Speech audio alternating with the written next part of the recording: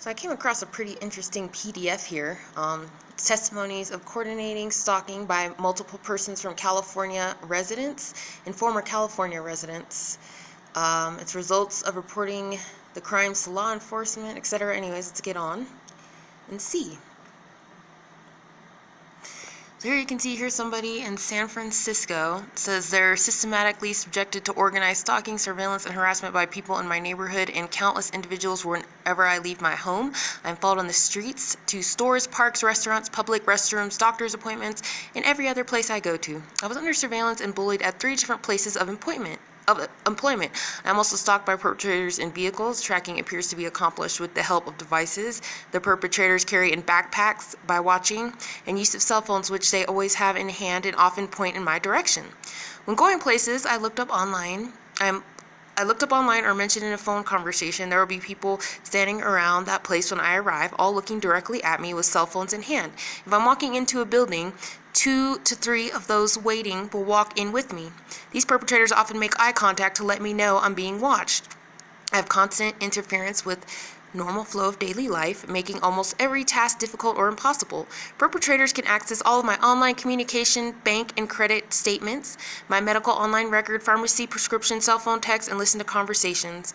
I have frequent problems with electronics, internet, and cable. I canceled my Facebook account due to online bullying. I've had break-ins with personal belongings misplaced or items planted. All of this causes me to feel acute stress. I was diagnosed with PTSD. It says, please describe if you reported this to law enforcement, did not refer it. Okay, it said, please describe your experience of being misdiagnosed by mental health professionals if applicable. I was misdiagnosed as being delusional, paranoid, bipolar disorder, schizoaffective disorder, and as being hypervigilant. Taking psychotropic medicines hasn't made a difference. I continue to experience organized stalking, being organized stalked at my job and outside of it. Took its toll on me, and I was fired after missing too many days at work. I subsequently moved to Florida in 2011 to stay with my sister. I experienced some organizing stalking while I was in Florida as well. My organized stalking removed when I moved back to San Francisco 4 months later. Please briefly describe the resulting effects upon your life. Because of surveillance, coordinating stalking, and electronic hacking, I don't go outside alone. I stayed indoors for 2 years, with the exception of doctor's appointments. I've accumulated debt as a result of long-term unemployment and have financial hardship. I've completely lost my freedom and privacy. I don't have a normal life and feel very isolated. So here on this website here, this is ohcr.org documents. And here's a bunch of stories of other people. I can't believe it because that story is exactly like mine. That is exactly what I have been going through for 6 years now. Here's another story. So this is a whole list of stories here of other people being gang stalked in California. Here's another one here, and it says that this person they have used drugging, psychological tactics, violent methods, busted fuse boxes via hit and run, breaking and entering harassment, constant photos of my person for no reason, indirect and odd comments. Someone said they reported it and they have done nothing.